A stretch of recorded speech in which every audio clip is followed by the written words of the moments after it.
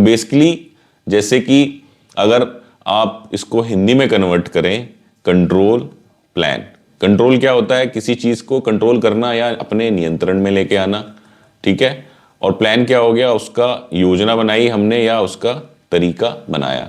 तो बेसिकली क्या है, कंट्रोल प्लान क्या है? एक ऐसा प्लान है या ऐसा फॉर्मेट है स्टैंडर्डाइज, जिसके अंदर अगर हम कोई प्रोडक्ट बना रहे हैं तो वो प्रोडक्ट सही बने, ठीक है। उसमें जो है क्वालिटी की रिजेक्शंस ना आए। आपने देखा होगा यदि आपके यहाँ पे कंट्रोल प्लान इंप्लीमेंटेड नहीं है तो पार्ट बन जाते हैं, बाद में पता चलता है यार ये डायमेंशन तो इतनी बननी थी। वो कैसे पता चला?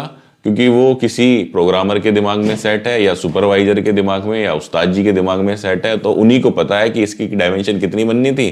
तो उसने जो है अपने आइडिया से बता दिया, सामने वाले ने सुन कुछ लिया, उसने बताया ये इतना बनेगा, सामने वाले ने कुछ और सुन लिया और बन गया और पार्ट हमारा रिजेक्ट हो गया।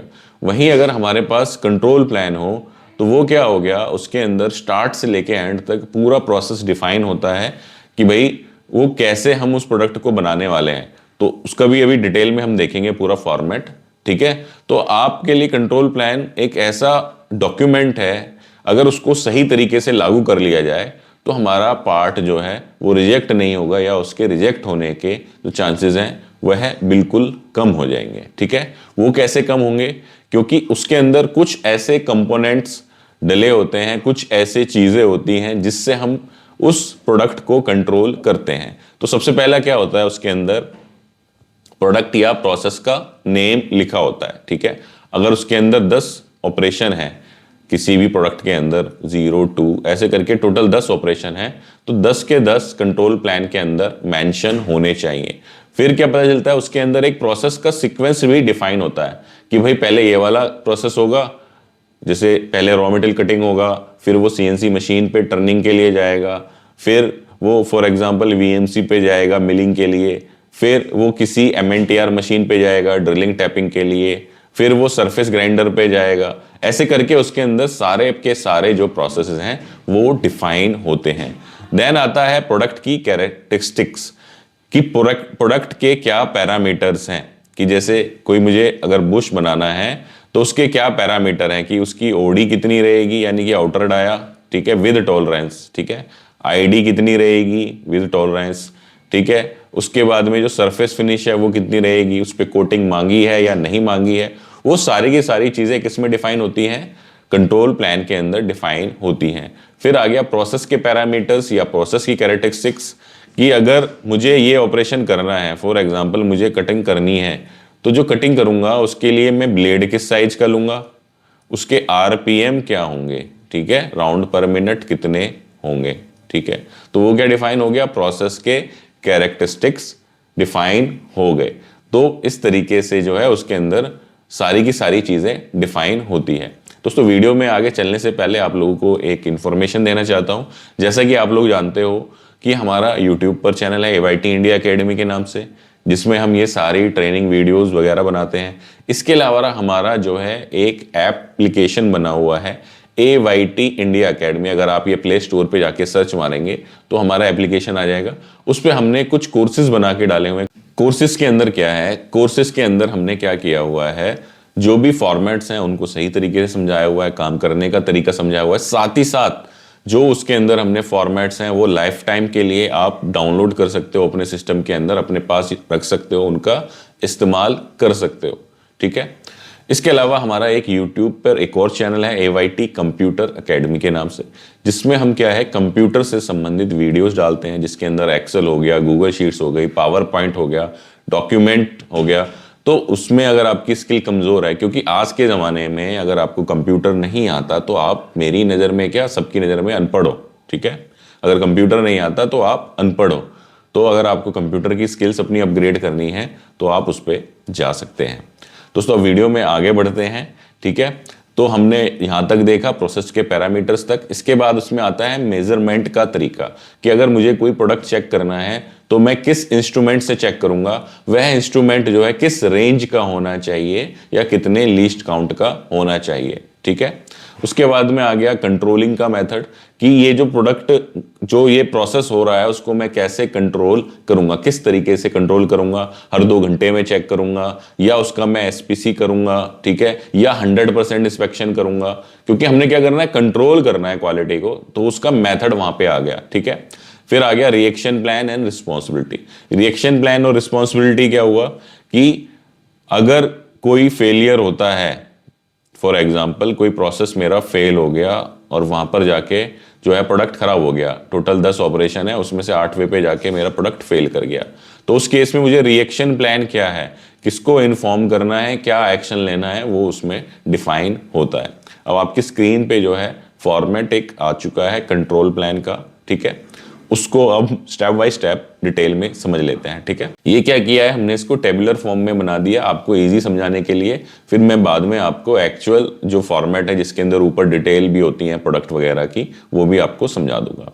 तो सबसे पहले आ गया हमारा सीक्वेंस नंबर या प्रोसेस नंबर 10, 20, 30, 40, 50, ठीक है। प्रोसेस हो गई क्या, कटिंग, ठीक है, जो मैंने बोला था कि उसमें पीएफडी बना होता है, प्रोसेस फ्लो डायग्राम हो गया कि प्रोसेस सीक्वेंस चल रही है ना, पहले कटिंग होनी है फिर ड्रिलिंग होनी है। फिर होगी मशीन, कौन सी मशीन पे होगा, सीएनसी कटिंग मशीन पे होगा, ठीक है। ये किस पे होगा, सीएनसी ड्रिलिंग मशीन पे होगा, ठीक है। 2 ही को समझेंगे, उसी से आपको पूरा क्लियर हो जाएगा। प्रोडक्ट की कैरेक्टरिस्टिक्स क्या हो गई, ठीक है, और प्रोसेस की। प्रोडक्ट की क्या हो गई, लेंथ, ठीक है, यहां पे आ गया 100 mm plus minus 0.5 mm width और स्क्वायरनेस, ठीक है। स्पेशल कैरेक्टरिस्टिक है या नहीं है, यानी कि ये कोई जो अपना डायमेंशन है वो क्रिटिकल है या नहीं है, ठीक है। तो क्रिटिकल है तो सी लिखा होगा और नॉर्मल है तो एस लिखा होगा, सिग्निफिकेंट है। मतलब कंट्रोल तो सारे ही करने हैं, लेकिन अगर ये वाला डायमेंशन कंट्रोल नहीं किया तो पार्ट तो 101% कस्टमर एंड पे जाके फिट ही नहीं होगा और रिजेक्ट हो जाएगा, ठीक है। स्पेसिफिकेशन या टॉलरेंस यहाँ पे डाल दी कि 100 प्लस माइनस 0.5 mm, ठीक है। उसके बाद में आ गया प्रोसेस के पैरामीटर, ये हो गए किसके, प्रोडक्ट के। अब हो गए प्रोसेस के पैरामीटर। प्रोसेस के पैरामीटर क्या है, फीड रेट 200 होना चाहिए, ठीक है। आरपीएम क्या होना चाहिए, 1500, कटिंग डेप्थ 5 mm, टूल का angle 90 degree plus minus 0.2 degree. तो ये प्रोसेस, अगर हमारा प्रोसेस ठीक है तो प्रोडक्ट सही बनेगा ही बनेगा। अगर मैं प्रोसेस को सही से फॉलो नहीं कर रहा तो प्रोडक्ट भी मेरा फेल कर जाएगा। इसके बाद में है हमारा मेजरमेंट मेथड, ठीक है। मेजर कैसे करेंगे इस चीज को, वर्नियर कैलिपर से, वर्नियर कैलिपर से एंगल गेज से, ठीक है। उसमें आ गया फिर कंट्रोल मेथड कि ये क्या कर रहे हैं, हम यहाँ पे 100% इंस्पेक्शन कर रहे हैं कि हर पीस की लेंथ चेक कर रहे हैं, ये मेरा कंट्रोल मेथड हो गया, ठीक है। फ्रीक्वेंसी क्या हो गई, एवरी पार्ट, ठीक है। कौन करेगा, ऑपरेटर करेगा, ठीक है। और इस पे यहाँ पे हम क्यूए भी लगा सकते हैं कि क्वालिटी एश्योरेंस ऑपरेटर या इंस्पेक्टर, या क्यूसी लगा सकते हैं, क्वालिटी कंट्रोलर भी इस काम को करेंगे, ठीक है। दूसरा क्या है, कटिंग डेप्थ क्या डाला हमने यहाँ पर, ये जो विड्थ है उसके लिए 1 पीस पर बैच करना है, ठीक है। टूल एवरी पार्ट का, तो जिस हिसाब से क्रिटिकलिटी बढ़ रही है उस हिसाब से चेंज होता जा रहा है कंट्रोल मेथड, ठीक है। फिर आ गया रिएक्शन प्लान, अगर ये पार्ट फेल हुआ है तो स्टॉप करना है मशीन को, रिप्लेस करना है टूल को, रीचेक करना है लेंथ को, ठीक है। तो इस तरीके से पूरा कंट्रोल प्लान टिल डिस्पैच तक हमारा डिफाइन होता है, जिसके अंदर आप जाकर के पूरा का पूरा सीक्वेंस अपना सेट कर लो। अगर आपने ढंग से कंट्रोल प्लान अपने प्रोडक्ट का बना दिया और उसको हमने डिस्प्ले कर दिया, डिस्प्ले भी करना होता है, डिस्प्ले कहाँ करना है, डिस्प्ले करना है मशीन के ऊपर या स्टेशन के ऊपर। और डिस्प्ले करने के लिए क्या करेंगे, इसको कंट्रोल प्लान को हम मान लो 10 हैं तो 10 टुकड़ों में तोड़ देंगे, और उसको तोड़ने के बाद उसको क्या बोलते हैं हम, पीसीएस बोलते हैं, प्रोसेस कंट्रोल शीट, ठीक है। कुछ लोग इसको ओपीएस भी बोल देते हैं, ऑपरेशन स्टैंडर्ड। तो वो क्या है, कंट्रोल प्लान का ही टूटा हुआ रूप होता है, ठीक है। क्योंकि अगर हम हर मशीन पे सारे के सारे ऑपरेशन लगा देंगे तो बंदा कंफ्यूज हो जाएगा, जहां पे कटिंग हो रही है सिर्फ वहां पे कटिंग वाला ही पार्ट लगा होगा विद ड्राइंग, तो बंदे को पता है कि भाई मुझे ये इसके अंदर ऑपरेशन करने हैं और वो उस हिसाब से करेगा। अब जो है डिफाइंड फॉर्मेट जो है वो एक बार देख लेते हैं, जिससे कि आपको और ज्यादा क्लैरिटी आ जाए कंट्रोल प्लान कैसे दिखता है, ठीक है। इसके अंदर क्या है, प्रॉपर ऊपर फॉर्मेटिंग आ गई हमारी, यहाँ पे कंट्रोल प्लान, उसका नंबर, ठीक है, उसका पार्ट का नाम, पार्ट क्या है, बुश है, पार्ट का नंबर, यहाँ पे कस्टमर का नाम डालेंगे, मॉडल नंबर डालेंगे, मॉडल नंबर क्या हो गया, पार्ट का नंबर हो गया, ठीक है। फिर यहाँ पर हमने डाल दिया रिवीजन। रिवीजन क्या है, 00। अगर ये कंट्रोल प्लान रिवाइज होगा तो 001 हो जाएगा, ठीक है। और ये कंट्रोल प्लान नंबर हो गया CP16। ये डॉक्यूमेंट नंबर है, ये कंट्रोल प्लान नंबर है। डॉक्यूमेंट नंबर क्या हो गया, इस फॉर्मेट का नंबर हो गया कि कंट्रोल प्लान का फॉर्मेट का मेरा नंबर ये है। अब कंट्रोल प्लान बहुत सारे बन सकते हैं, 100 बन सकते हैं अगर 100 पार्ट हैं, 50 है तो 50 पार्ट बन सकते हैं। तो अगर उसको हम सेम नंबर से ट्रेस करेंगे तो ट्रेस नहीं हो पाएगा। तो एक हम मास्टर लिस्ट अलग से कंट्रोल प्लान की बना लेंगे, जिसमें ये डाल देंगे 001 जो मेरा कंट्रोल प्लान है इस वाले पार्ट का है, 002 इस पार्ट का है। कुछ लोग क्या करते हैं, यहाँ पे जैसे ये बुश है मेरा, ये वाला पार्ट नंबर है, ये डाल दिया CP006 ऑब्लिक में पार्ट नंबर भी डाल दिया, ताकि उसको सर्च करने में इजी रहे, ठीक है। उसके बाद जब ये किस किस ने बनाया, यहाँ पर उनके नाम आ गए, टीम के नाम आ सकते हैं और की पर्सन्स के भी नाम आ सकते हैं, ठीक है। अब यहाँ पर आ गई जो है हमारी कोर टीम कि किस किस ने इस पे काम किया। अब है यहाँ पर ऑपरेशन नंबर्स चल रहे हैं हमारे, OP10, 20, 30, 40, 50 जो मैं अभी आपको फॉर्मेट्स में दिखा रहा था, ठीक है। अब आगे जो है लगभग वही सेम चीजें हैं, जैसे यहाँ पे डाल दिया हमने कि प्रोसेस क्या है, रॉ मटेरियल आया, इसका मशीन डिवाइस क्या है, अप्रूव्ड वेंडर से आना चाहिए, ठीक है। यहाँ से समझते हैं मशीनिंग से। मशीनिंग होगा किस पे, ट्रॉप पे होगा। ट्रॉप में क्या है, डाया और लेंथ। डाया कितना होना चाहिए, 10.5 प्लस माइनस 0.2। कैसे चेक करेंगे, वर्नियर से चेक करेंगे। लेंथ कितनी होनी चाहिए, 12 प्लस माइनस 0.2, वर्नियर से चेक करेंगे। फिर आ गया फीड रेट कितना होना चाहिए, 65 से 70। कैसे चेक करेंगे, इन्होंने बोला मैनुअली, हम कंट्रोल प्लान से जो उसका कंट्रोल पैनल है उससे भी चेक कर सकते हैं। RPM लिखा हमने 700 से 900, तो मैनुअली तो चेक नहीं हो सकता, तो या तो हम स्टॉप वॉच से चेक करेंगे या टेकोमीटर से चेक करेंगे, या फिर जो उसका कंट्रोल पैनल है उसके ऊपर आ रहा होगा कि भैया कितना RPM है, ठीक है। और उसको हमने विजुअली देख लिया। उसके बाद में आ गया कि कंट्रोल कैसे करेंगे, उसके अंदर क्या हो गया, सैंपल साइज, सैंपल का साइज कितना होगा और उसकी फ्रीक्वेंसी क्या होगी। तो हमने क्या किया, 5 पीस करेंगे फर्स्ट पार्ट अप्रूवल पे। जब पहले बार जो पार्ट बनता है जब उसको चेक करते हैं तो उसको FPA बोलते हैं या सेटअप अप्रूवल बोलते हैं, ठीक है।